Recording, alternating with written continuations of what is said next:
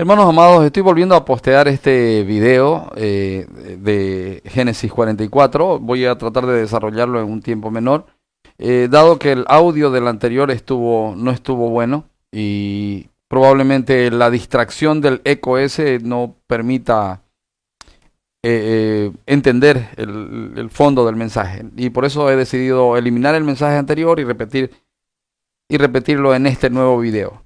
Estamos estudiando Génesis capítulo 44, pero como siempre me gusta, quiero recordarte lo que vimos en el en el capítulo 43.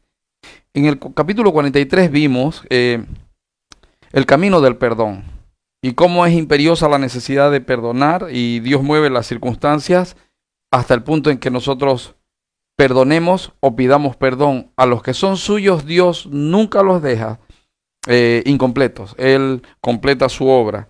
Y el perdón no se puede comprar. Vimos que el perdón no se puede comprar, que Jacob y sus hijos de alguna manera querían comprar el perdón. Bueno, los hijos de Jacob en realidad. Pero además de eso vimos algo tan precioso y tan importante, y es que el perdón es gracia.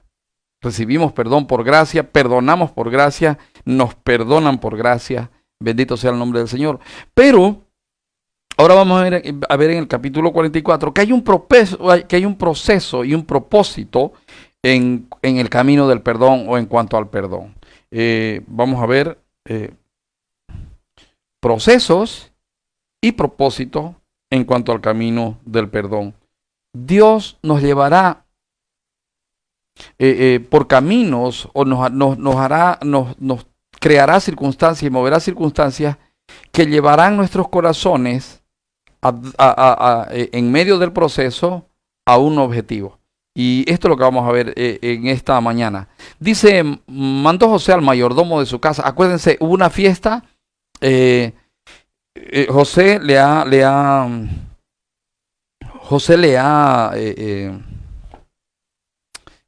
hecho una cena a sus hermanos, y sus hermanos se han regocijado, etcétera, y al día siguiente está ocurriendo esto que estamos hablando. Mandó José al mayordomo de su casa diciendo, llena de alimento los costales de estos varones, cuanto puedan llevar, y pon el dinero de cada uno en la boca de su costal, y pondrás mi copa, la copa de plata, en la boca del costal del menor con el dinero de su trigo.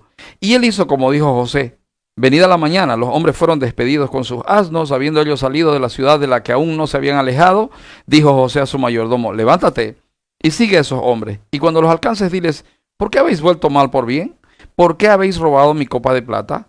¿No es esta en la que bebe mi señor y por la que suele adivinar? Habéis hecho mal en lo que hiciste. Cuando él los alcanzó, les dijo estas palabras, y ellos le respondieron, ¿por qué dice nuestro señor tales cosas? Nunca tal hagan tus siervos. He aquí el dinero que hallamos de la boca, perdón, he aquí el dinero que hallamos en la boca de nuestros costales, te lo volvimos a traer desde la tierra de Canaán. ¿Cómo pues habíamos de hurtar de casa de tu señor plata ni oro? Aquel de tus siervos, en quien fuera hallada la copa, que muera, y aún nosotros seremos siervos de mi señor. Y él dijo también, ahora sea conforme a vuestras palabras. Aquel en quien se hallare será mi siervo, y vosotros seréis sin culpa. Ellos entonces se dieron prisa, y derribando cada uno su costal en tierra, abrió cada cual el costal suyo.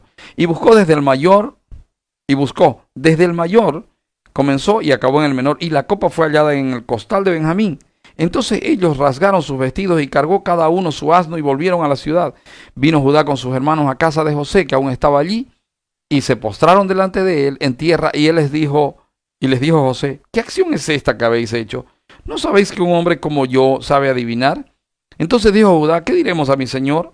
¿Qué hablaremos o con qué nos justificaremos? Dios ha hallado la maldad de tus siervos. He aquí, nosotros somos siervos de mi señor, nosotros y también aquel en cuyo poder fue hallada la copa. Y José respondió, nunca yo tal haga. El varón en cuyo poder fue hallada la copa, él será mi siervo, y vosotros id en paz a vuestro padre. Quiero mostrarte en primer lugar, y mientras desarrollamos, vamos a pensar en responder esta pregunta. ¿Cuál es el proceso y el propósito en cuanto al perdón? ¿Qué podemos percibir en esto? Y en primer lugar, mis amados, el proceso siempre llevará a reconocer el pecado. El proceso lleva a reconocer el pecado. Y quiero que mires que en esta porción, José, acuérdate que José en este caso es un tipo del Señor Jesucristo, y José ejecuta un plan para despertar el corazón de sus hermanos respecto de un pecado no confesado. Fíjate que ellos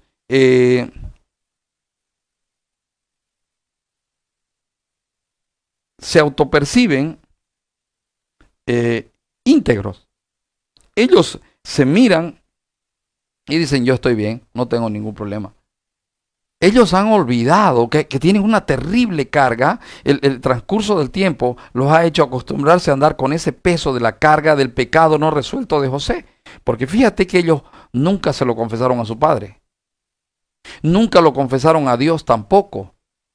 Mucho menos a José, porque no sabían, de hecho ni saben que José existe y no saben que están frente al mismo José. Y dice, José los lleva al punto en que ellos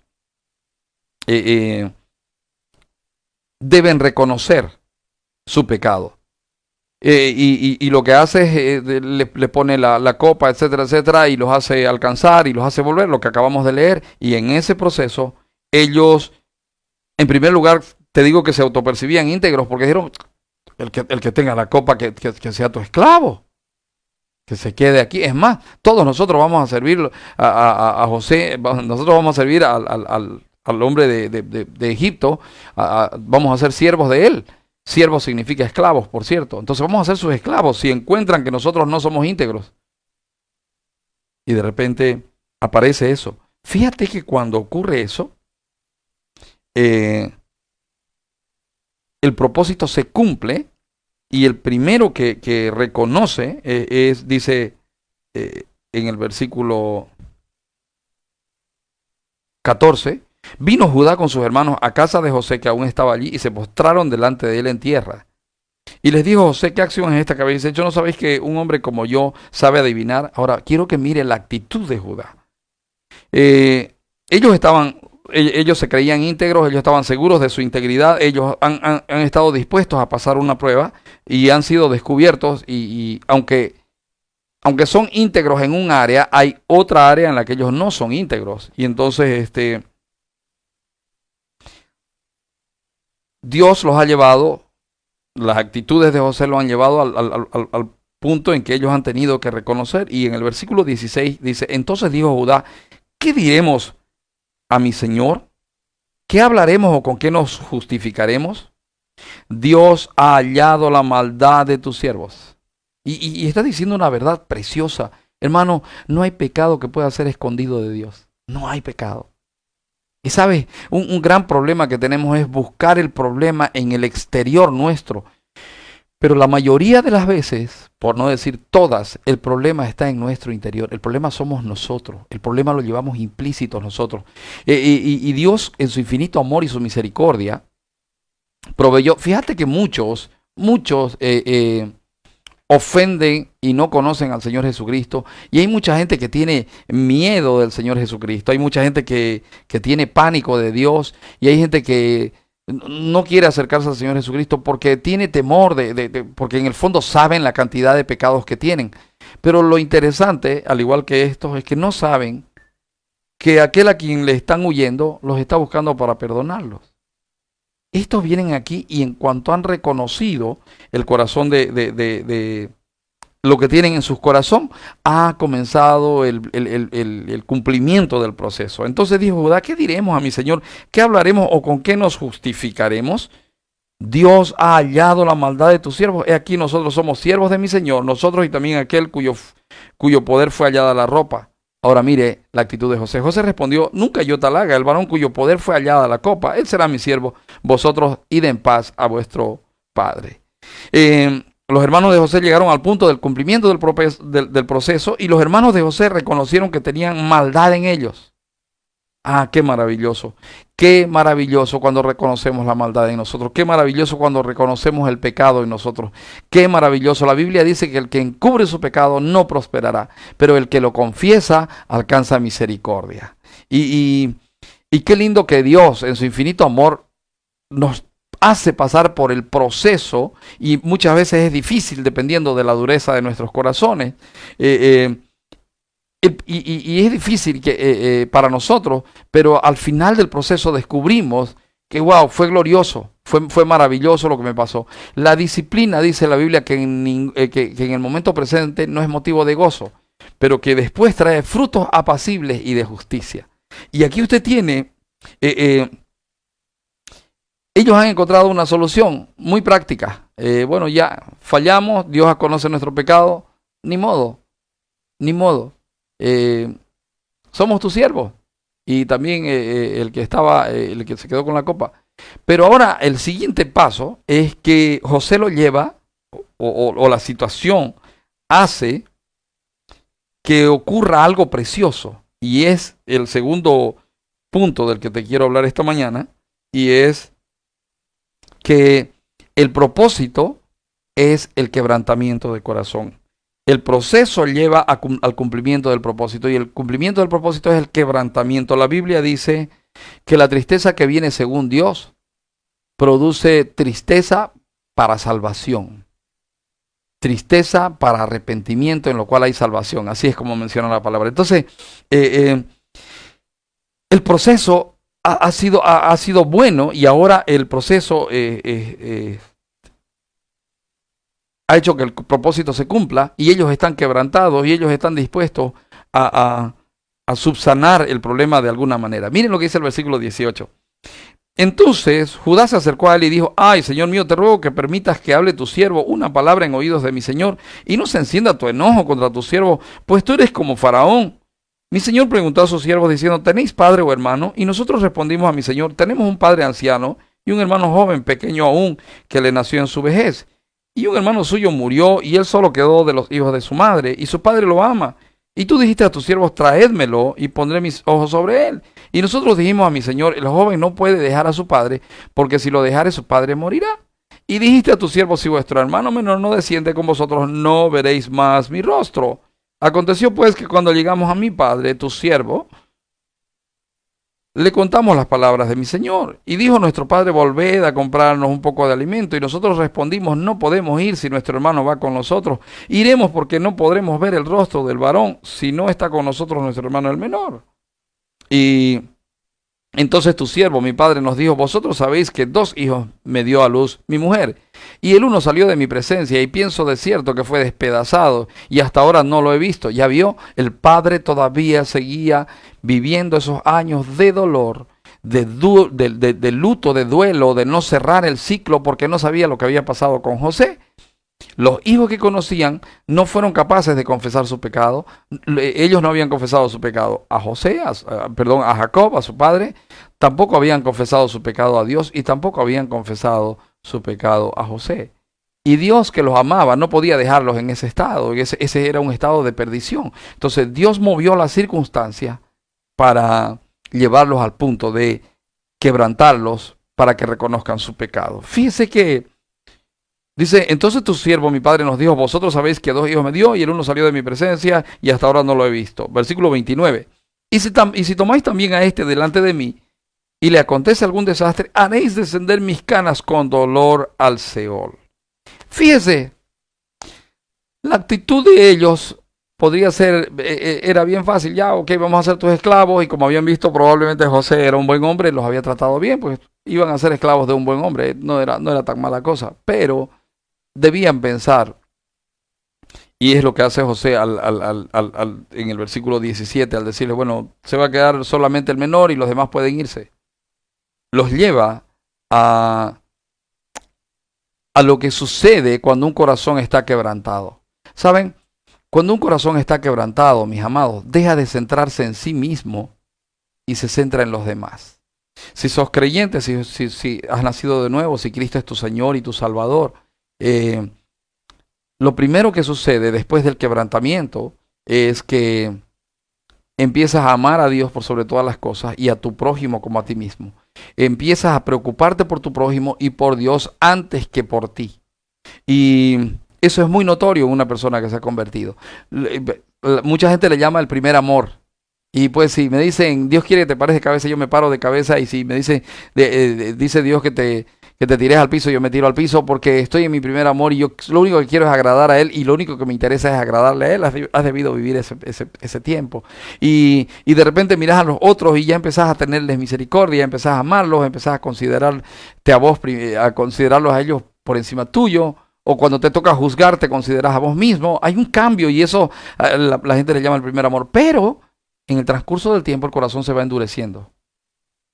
Y en el transcurso del tiempo, mientras estamos en esta tierra, tenemos un enemigo que roba, mata, destruye, que está como león rugiente buscando a quien devorar.